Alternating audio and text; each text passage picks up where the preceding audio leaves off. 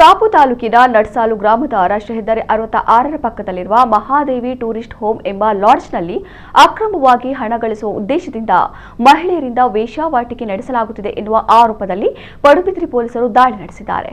ಆರೋಪಿಗಳಾದ ಯತಿರಾಜ ಪೊಲ್ಯಶೆಟ್ಟಿ ಮತ್ತು ನವೀನ್ ಪೂಜಾರಿ ಎಂಬಿಬ್ಬರನ್ನ ಬಂಧಿಸಲಾಗಿದ್ದು ಮಹಿಳೆಯರನ್ನ ರಕ್ಷಿಸಲಾಗಿದೆ. ಆರೋಪಿಗಳನ್ನ ನ್ಯಾಯಾಲಯಕ್ಕೆ ಹಾಜರುಪಡಿಸಲಾಗಿದ್ದು ನ್ಯಾಯಾಂಗ ಬಂಧನ ವಿಧಿಸಲಾಗಿದೆ.